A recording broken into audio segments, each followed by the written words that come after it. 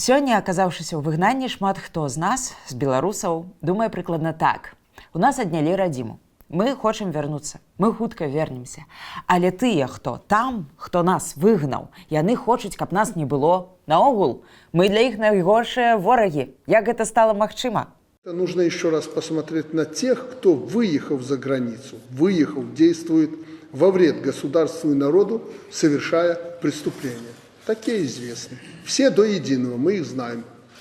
Я скажу вам па сакрэце, гэта насамрэч не унікальная сітуацыя, бо так ужо было. Проста нам пра гэта ніхто не распавядаў, ніхто не казаў нам гэтай гісторыі. А я вам раскажу.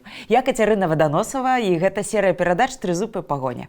Сёння давайце пагаворым пра беларускую паваенную эміграцыю. Хто гэтыя людзі? Ці сапраўды гэта фашысты-паліцаі на заробку ад ЦРУ, як пісалі ў савецкіх кніжках? Як з імі змагалася савецкая ўлада? Чым яно ўсё скончылася? І будзе вельмі цікава насамрэч, бо тут шмат флэшбэкаў і паралеляў з сённяшнім днём. Пачнем?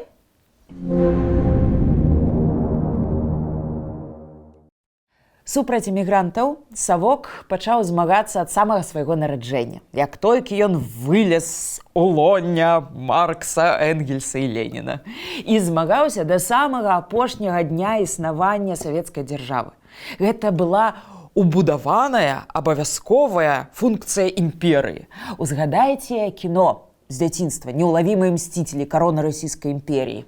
Дык гэта ж такая даволі брудная сатыра на белую эміграцыю. Яны бандыты, няўдачнікі, алкаголікі, якія грызуцца паміж сабою і злоўмышляюць супраць першай у свеце рэспублікі рабочых і сялянаў. Канешне, ім супрацьстаяць чэкісты. І ў іх нічога не атрымаецца, шах і мат. Куды менш вядомы мультфільм называецца «Каінавы слёзы», выйшаў у 1981 годзе. Гэта такая ж брудная агітка, толькі супраць украінскай эміграцыі. Галоўны антыгерой з вусішчамі ў шараварах, ён сцелецца перад немцамі, аўстрыйцамі, фашыстамі, аб яго ўсе выціраюць ногі, а пасля яго бярэ ў абарот ЦРУ, яго адмываюць, апранаюць і ставяць у студыю «Радыё Свабоды». Самае цікавае, што маляваў той мульцік вядомы мастак Радна Сахалтуеў, той самы, які рабіў капітана Врунгеля, Айбаліта і мой любімы «Остров сакровищ». Жывіце цяпер з гэтым, я не ведаю, як я буду жыць. І гэта гісторыя пра тое, што хіба ці не кожны топавы прадстаўнік савецкай творчай інтэлігенцыі быў абавязаны па званочку з партыі ці з КДБ зляпіць якую заўгодна агітку. І вось гэта быў такі кошт прэміяў, дачаў, спецсанаторыяў, але гэта асобны сюжэт, канешне. А што ў Беларусі? У 1962 годзе выйшаў фільм «Людзі з чорнымі душамі». І там проста хорар. Спачатку пра нацыстаў і спаленыя вёскі. Пасля пра беларускіх эмігрантаў, падонкаў, галаварэзаў, якія абаснаваліся за мяжой і мараць пра рэванш на пару з недабітай нямецкай ваеншчынай. ЦРУ і Мі-6. Стваральнікі фільма паказалі нават беларускіх дыверсантаў з групы Вострыкава, якія з самалёту скочылі ў Беларусь са зброяй ужо пасля вайны, каб партызаніць супраць Савету. Іх здымалі ў лагерах. Выцягнулі ветэрана слуцкага збройнага чыну Антона Сокала-Кутылоўскага, які 10 год адматаў гулагу, каб той публічна пакаяўся. Карацей, усё насамрэч як зараз. Слова ў слова, толькі што картинка тады была чорна-белая. От народного суда убежали за границу Абрамчики, Островские, Мерляки, а служебные лица правительства Соединенных Штатов Америки выражают им сочувствие, благословляют на новое преступление. Аўтар таго фільма, калі што, пісьменнік Ілля Гурскі. У Менску ёсць вуліца ягонага імя, там, дзе прытулак для коцікаў і сабачак. Ось. І гэта ж не кажучы пра неверагодны аб'ём макулатуры, якая ў Савецкім Саюзе выдавалася супраць эміграцыі, звычайна ў выдавецтве «Палітыздат». Вось класічны шэдэўр «Саўдзельнікі ў злачынствах». Давайце пачытаем урывачкі, каб злавіць вось гэты вайб. Нікчэмныя адшчапенцы чапляюцца за фальшывы нацыяналістычны сцяг невыпадкова. Ён ім патрэбны, каб замаскіраваць сваё здрадніцтва і прыслужніцтва імперыялістычнай рэакцыі. Беларускі народ ніколі не вызнаваў нацыяналістычных вылюдкаў і выкінуў іх як непатрэбны хлам у памыйню. Сарваць маску з заклятых ворагаў, раскрыць іх чорныя душы, паказаць тых, каму яны служаць – задача кожнага, хто любіць сваю радзіму. Раскрываючы нутро буржуазных нацыяналістаў, мы яскрава бачым, да якога падзення яны дакаціліся. Гэтая кніга – сапраўднае падарожжа ў нутро буржуазных нацыяналістаў. А яшчэ была ярмарка предателей, крах БЦР, людзі на гэтую тэму навуковыя працы абаранялі, прыкіньце. І ўрэшце цэлая газета, каб пісочыць дыяспару, голас радзімы, пра яе пазней трошачкі. Давайце зірнем больш шчыльна ў анатомію гэтага пытання. Адкуль у савецкай дзяржавы гэтая жывёльная проста нянавісць да эмігрантаў?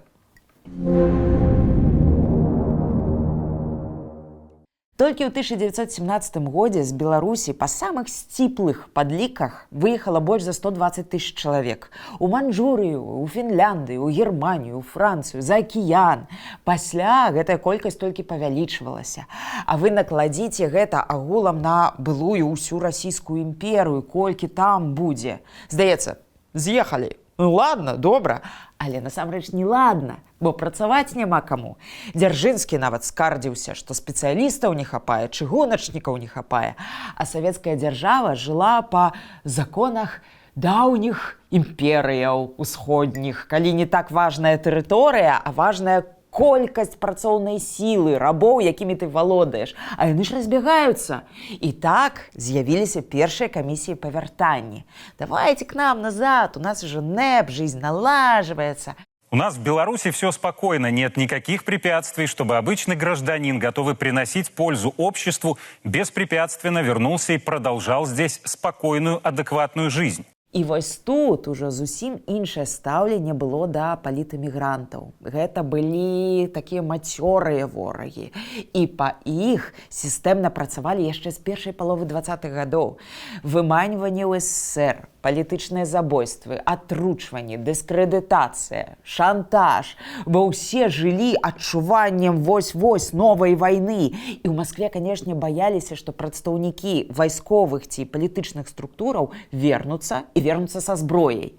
Некалькі паказальных гісторыяў. Аперацыя «Трэст» і «Сіндыкат». Аператыўная гульня, у ходзе якой саветы выдумалі нібыта манархічнае падполле на сваёй тэрыторыі. Пад гэтую марачку выманілі, напрыклад, Барыса Савенкава, легендарнага тэрарыста, аднаго з лідараў партыі эсэраў. Паказальна асудзілі яго і расстралялі.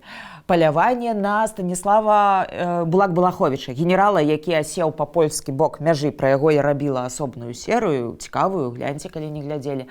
Балаховіча тады забіць не атрымалася, а вось ягонага брата, Язэпа Балаховіча, агенты ГПУ забілі ў 1923 годзе на лясной дарозе ў Белавежскай пушчы на тэрыторыі Польшчы.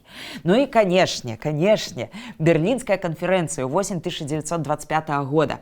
Схема простая, як 5 копеек. Сабраць палітыкаў з абоймы БНР, якія былі расцярушаныя па Еўропе, і забалтаць, каб тыя здалі мандаты на карысць БСР, а самі вярнуліся на радзіму. І вось пад гэтую марачку ў Берлін скіравалі нават Янку Купалу, Цішку Гартнага, Міхася Чарота. Усе яны пазней будуць рэпрэсаваныя. Купала выпадзе ў лесвічны пралёт гатэлю Масква. Палітыкі БНР, якія паверылі і паехалі ў Менск, яны ж таксама будуць рэпрэсаваныя. І нават Александр Ульянаў, аўтар усёй гэтай спецаперацыі, ён таксама будзе рэпрэсаваны. Чырвоны молах, ён жа ўсё перамелі, ён усё з'есць.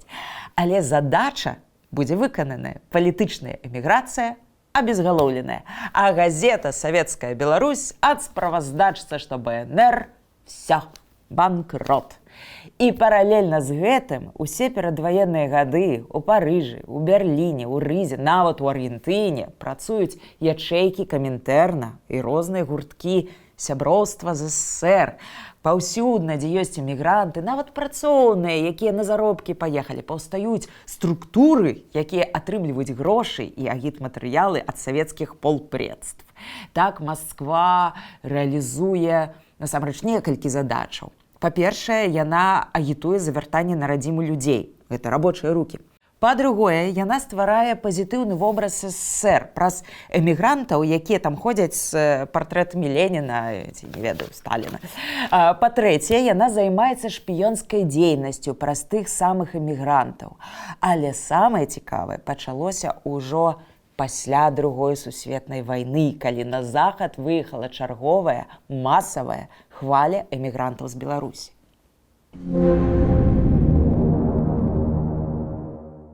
Сябры, калі вы хочаце, каб наше відэа ўбачыла як мага больш людзей, калі вы хочаце, каб мы выходзілі надалей, калі вы наш контент лічыце вартым, цікавым, то мы, як заўсёды, чакаем на падабайку, падпіску і каментар, і донат, канешне, калі вы не ў Беларусі. І для вас гэта бяспечна. Дзякуй вялікі.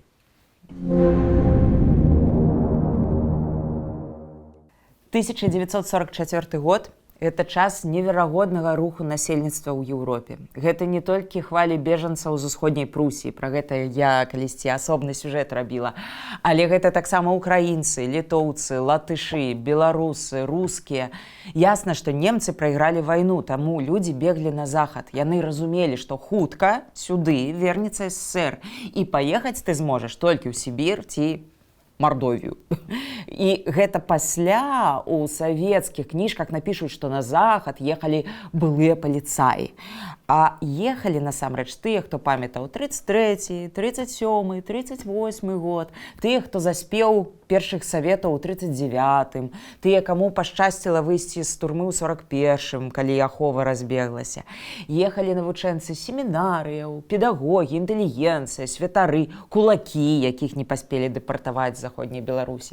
Усе тыя, хто быў гатовы жыць дзе заўгодна, толькі не ў Саюзе. Сёння мы нават не можам сказаць, колькі беларусаў з'ехала тады на захад. Гэтую лічбу савецкія гісторыкі закалькулявалі ў лік ахвяраў вайны. Няма чалавека, значыць, немцы забілі, правда ж? Ты ж не скажаш, што народ бег ад савецкай улады як ад чумы, правда? Але не ўсё так проста. Яшчэ ў 1944 годзе ў Маскве стварылі управление по делам репатриации граждан СССР з тэрыторый Германии і акупіраваных ей стран. І пра ўсё гэта Сталін, вось ён, дамовіўся ў 45-м з Рузвельтам і Чэрчылем, каб з амерыканскай і брытанскай зоны акупацыі забіраць савецкіх грамадзянаў. Бо гэта А. Патэнцыйныя ворагі, Б. Патэнцыйныя працоўныя рукі. І таму людзі падраблялі ці куплялі дакументы, запісваліся палякамі, абы не савецкімі грамадзянамі, мянялі прозвішчы, рабілі нават суіцыды, часта цэлымі сем'ямі. Бо інакш з лагеру для перамешчаных асобаў, нават у амерыканскай зоне, цябе могуць забраць і перадаць саветам, незалежна ад твайго жадання. Далей савецкі фільтрацыйны лагер, Казахстан, Сібір, шахты Донбаса могуць быць. Уявіце, што да 1946 году Сталіну захад перадаў 5 мільёнаў савецкіх грамадзянаў. Еўропа стала на кароткі час зонай свабоднай працы савецкіх спецслужбаў, бо СССР жа саюзнік. За асобнымі людзьмі палявалі смершаўцы, былі адмысловыя спісы, людзей выкрадалі, а калі не атрымлівалася наўпрост на вуліцы, то падключылі мясцовыя ўлады. Гэта, напрыклад, сумна вядомая гісторыя Ларысы і Янкі Геніюшаў, якіх выцягнулі з Чэхаславакіі ў Мецка пасля ў ГУЛАГ. То бок, калі б не пачалася халодная вайна між Захадам і СССР, Масква б і надалей магла выцягваць патрэбных ёй людзей з захаду. Масква проста бамбіла заходнія дзяржавы спісамі фашыстаў на выдачу. Прычым рабіла гэта да сярэдзіны 50-х гадоў. Беларускае прадстаўніцтва ў ААН таксама гэтым займалася. А калі стала ясна, што лавачка пакрысе зачынілася, то пачалі выманіваць, абяцаючы амністыю нават тым, хто ў гады вайны смаладушнічаў. Так пры Хрушчове з'яўляецца Савецкі камітэт па культурных сувязях з суайчыннікамі за мяжой. Гучыць, канешне, прыгожа, штосьці пра культуру, пра сувязі, але самае праўдзівае тут слова – камітэт. Адно гэтае слова. Дорога домой открыта. Главное желание. В феврале этого года после указа президента была сформирована комиссия по рассмотрению обращений находящихся за рубежом граждан Беларуси. Большасць імігрантаў успрымалі выгнанне як нешта часовае. Будзе новая вайна, і мы ўсе вернемся. Гэта не можа быць надоўга, не. Перыяд распакоўкі валізак, як тады казалі, надышоў толькі на пачатку 50-х, бо стала ясна, што жалезная заслона гэта надоўга. Берлінскі мур, а таксама вайна ў Карэі далі зразумець, што мяжа можа вось так застыгнуць на нейкай паралелі і ўсё. Тут дэмакратыя, а там дыктатура. І свет нібы падзяліўся на кластары, якія варагуюць між сабой і толькі пры патрэбе перакідваюць тавары і рэсурсы праз бетонны мур. Здаецца, мы зараз зноў да гэтага падыходзім, праўда.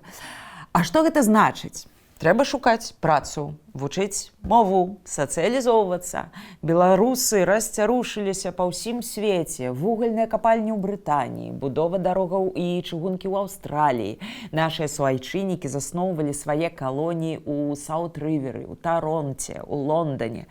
Паўсюдна стваралі арганізацыі, будавалі цэрквы, выдавалі газеты.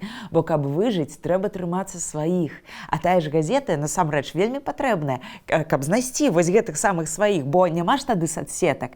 І так ствараецца цэлая інфраструктура. Беларусь па-над межамі.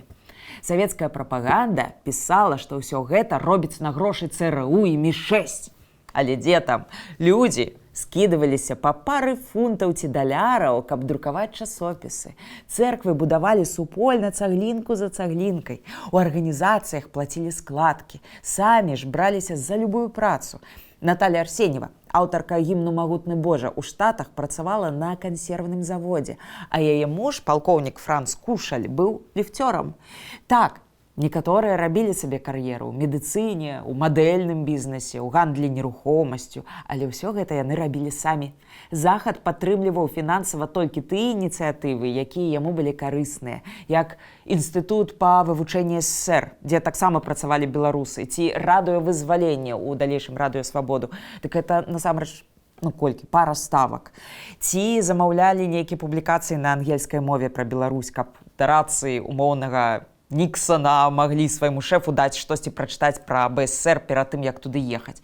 То бок, увесь беларускі свет на чужыне быў збудаваны потам і крывёю саміх беларусаў, а не на грошы нейкіх там куратараў у чорных акулярах. І, канешне, місія беларускай эміграцыі была не толькі ў тым, каб захаваць ідэнтычнасць, але і ў тым, каб данесці да заходнікаў праўду пра СССР. Думаеце, гэта не важна?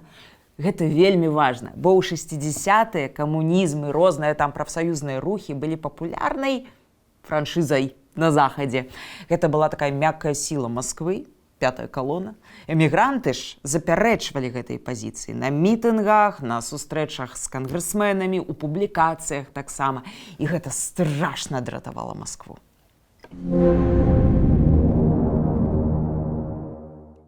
Як жа працавала савецкая дзяржава па эмігрантах? Роўна як і ў даваенныя гады. Тая ж метадычка. Яна і зараз, бадай, не моцна змянілася насамрэч. Спачатку трэба ўсіх падзяліць. Вось гэта хорошыя эмігранты, а гэта плохія эмігранты. Хорошыя гэта тыя, хто выехаў на заробкі яшчэ за царскім часам ці з Польшы да 39-го году. Ну, ці іх дзеці. Або былыя астарбайтары, якія чамусьці засталіся на Захадзе. Вот это еще не потерянные люди, с ними можно работать. И тут трэба расколоть дыяспору. Вось вам тыповыя месаджы. Неабходнасць выкрыцця фашысцкіх падонкаў выклікаецца і тым, што яны спрабуюць паказаць сябе перад нашымі суайчыннікамі, якія пражываюць за мяжой, у ролі нейкіх абаронцаў беларускага народу. Іграючы на нацыянальных пачуццях нашых суайчыннікаў, яны шляхам абману і шантажу спрабуюць уцягнуць у розныя антысавецкія арганізацыі, штурхануць на здраду радзіме. Яны нахабна сцвярджаюць, што савецкія людзі ўсіх сваіх суайчыннікаў, якія пражываюць за мяжой, нібыта лічаць здраднікамі. Але гэта грубая мана. На ідэалагічную апрацоўку дыяспары грошай ніколі не шкадавалі. Напрыклад, эмігрантам прапаноўвалі туры па БСР, дзе іх кармілі, паілі, паказвалі калгасы, трактары, адбудаваны Менск. Вось глядзіце, калі ласка, вось хлеб, соль, рушнікі. І, канешне, іх фоткалі, запісвалі ўражванні і выдавалі гэта ўсё на глянцавай паперы. Я вам нават працытую. Гэта 1959 год. Возвратились мы из пущи в гостиницу «Бук» и сразу потянулись в ресторан, проголодались. За обедом товарищ Луцкий раздал нам в подарок альбомы Брестской области и сказал, чтобы мы передали русским канадцам и всему канадскому народу все, что мы здесь видели, чтобы мы рассказали правдиво. «У нас имеются громадные успехи», — сказал Луцкий. «Наша Брестская область шагнула далеко вперед, но у нас есть и недочеты. Говорите, друзья, правду о наших успехах и недочетах. Вообще всегда и везде говорите правду. Расскажите, кто виновен в наших недостатках». Ну а кто виновен? Гитлер, конечно, мировая закуліса, сіяністы віноўныя, Уолл-стрит, можа быць, таксама. Просто уявіце, колькі людзей было завербавана падчас гэтых паездак, колькі грошай пайшло на гэтую прамыўку мазгоў і паказуху, пакуль людзі ў той самай Брэсцкай вобласці ў прыбіральню хадзілі на вуліцу. Гэта 59 год, нагадваю, калгаснікі толькі што пашпарты атрымалі, а раней пашпартоў не мелі, яны ж жылі як рабы. А яшчэ была такая агульнасаюзная газета «За возвращение на родину». Ад яе адпачкавалася потым беларуская рэдакцыя «Голас радзімы» па-беларуску. З аднаго боку газета друкавала такія расчуленыя лісты з радзімы, уражанні тых, хто вярнуўся і знайшоў там сваё шчасце, або лісты сваякоў ад цалкам рэальных людзей з заклікамі да эмігрантаў вяртацца. И тут же газета писала абсолютно трэшовые опусы про политэміграцыю. Персонально нават писала по публічных асобах. Абрамчык – нікчэмны хапуга і шизофренік, Мярляк – пустазвон, Відзьбіч – п'яніца і графаман, а пра Станкевіча дык і ўвогуле гаварыць не хочацца. Многие из них давно перебрались ближе до Пентагона, на задворках якога теперь жируют разные политичные подонки. Астатние грызутся поміж собой за жыццёвую простору, вызначают границы своих неіснуючых держав. Можно было б забыться на ўсё, праглынуўшы тройную дозу кокаину або якой-небудзь іншай падбадзёрвальнай атруты. Але за наркотыкі трэба плаціць вялікія грошы, а старой бяззубай гадзіне зараз нелёгка іх наскрэпсці. Мне вось вельмі цікава, як аўтар уяўляў сабе тройную прям дозу кокаина. Згадваецца фільм «Красная жара» са Шварценеггером.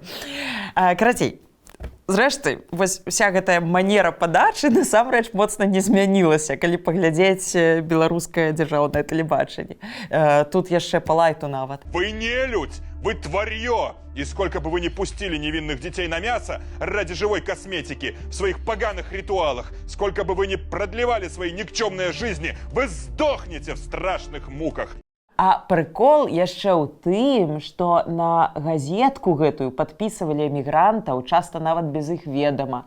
Вось, напрыклад, жывеш ты ў якім-небудзь Таронта, а табе ў скрыню пачынае прыходзіць вось гэты трэш. І гэта быў, насамрэч, метад псіхалагічнага ўздзеяння. Маўляў, родина помнит. Бэсцэраўскія пісьменнікі таксама былі замазаныя насамрэч ва ўсё гэта. Вось Валянцін Тарас піша ў часопісе «Літаратура і мастацтва» верш «Моваю крыві». І гэта не 45-й, не 55-й год, гэта 1985. За верш «Две мовы ў мяне». Мяне ў Мюнхене кляне халуй з фашысцкага абозу, былы пабіты паліцай, які становіцца ў позу заступніка за родны край. Насамрэч няма сэнсу чытаць гэта ўсё цалкам, але варта вылучыць нейкую такую выснову, да якой вядзе аўтар, мараль. Валянцін Тарас кажа, што на беларускую мову эмігранты беглыя не маюць права. Манаполія на яе толькі ў тых, хто на вялікай зямлі ў БСР. Вельмі класна, праўда? Але ж гэта прадукт для свайго чытача. Ну, свайго вось гэтага ўнутранага, унутрысавецкага. А як дагрукацца да чытача на захадзе? Ну, вось тут пытанечка. Дыскрэдытаваць дыяспару? Ну, насамрэч таксама можна, аказваецца. Класіка жанру, кніга Джона Лофтуса «The Belarus Secret» 1982 года. Это такая конспирология, страхи страшные про белорусских нацистов США по-ангельску. А пасля было кино «The Belarus File» про мафию з былых белорусских нацистов за океаном. Як вам? Вышэйшы класс для советских органов реализовывать свои задачи праз заходніх журналістаў, выдаўцоў. Яны гэта умелі. Таму вось зусім насамрэч не дзіўна, калі ўжо ў нулявыя гады аўтар вось гэтай кніжкі «Паваенная эміграцыя. Скрыжаванне лёсаў» збіраў успаміны прадстаўнікоў дыяспары, то на 70 гісторыяў атрымаў прыкладна столькі ж адмоваў. Старыя эмігранты кідалі слухаўку і лаялі яго апошнімі словамі, звінавачвалі, што ён агент КДБ. Чаму? Бо жыў гэты страх, што чалавек з Менску, няважна, кім ён прадстаўляецца, пісьменнікам, рэдактарам часопіса «Нёман», гэта агент. І калі яму цікавыя біяграфіі, імёны, падзеі 50-60гадовай даўніны, то гэта дакладная распрацоўка органаў. Бо так ужо было і было не аднойчы. Дык чаму штосьці можа быць па-іншаму гэтым разам? Паваенныя эмігранты змаглі вярнуцца на радзіму толькі на пачатку 90-х, адведаць магілы бацькоў, прайсці вуліцамі свайго дзяцінства, дзе ўсе ўжо размаўлялі па-расейску, падысці да родных дамоў, дзе жылі зусім іншыя людзі, і паехаць да хаты у Лондан, Саут-Рывер, Таронта. Бо прайшло амаль паўстагоддзі, іхны дом быў ужо там, Савецкі Саюз, ён, дзякуй Богу, здох, але страшная рэч, якую ўсё ж атрымалася рэалізаваць у функцыянераў Саўка, гэта недавер, які назаўжды быў пасеяны між беларусамі, якія там і якія тут.